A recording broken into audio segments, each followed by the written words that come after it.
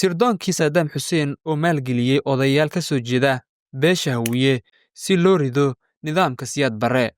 Salim al-Jumaili oo ka mid ahaa saraakiishii ugu muhiimsanayd ee ka shaqaysay sirdoonka Ciraaq muddo ku dhow 25 sano, ayaa buuggiisa cusub ee dhowaan la daabacay ku soo bandhigay arrin xiiso leh oo markii ugu horeysay daah laga qaaday.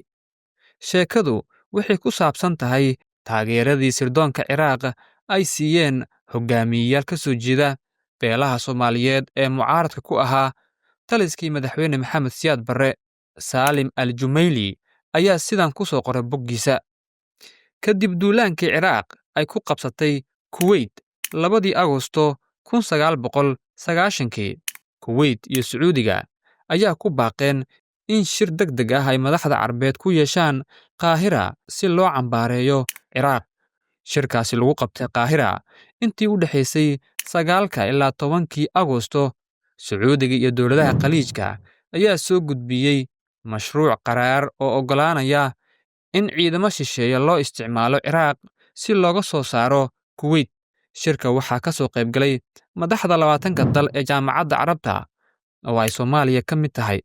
Kadib markii la gaaray waqtigii codeynta, shirkii waxaa ka dhex dhashay kala qaybsanaan xooggan oo dalalka Carabta dhexdiisa ah.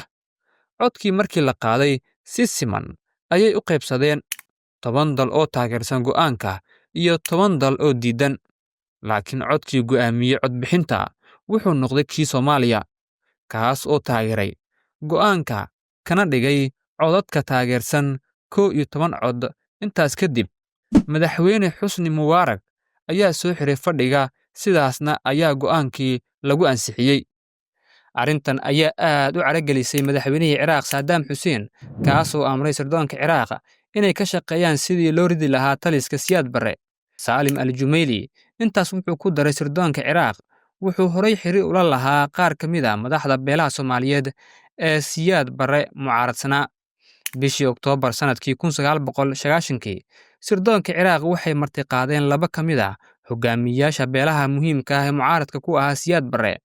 Mid ka mid ah wuxuu ka soo jeeday beesha Hawiye oo uu ka tirsanaa Jenaraal Maxamed Faarax Caydiid. Sirdoonka Ciraaq ayaa kala dooday 2dii hogaamiye sidii lagu ridi lahaa madaxweyne Siyaad Barre.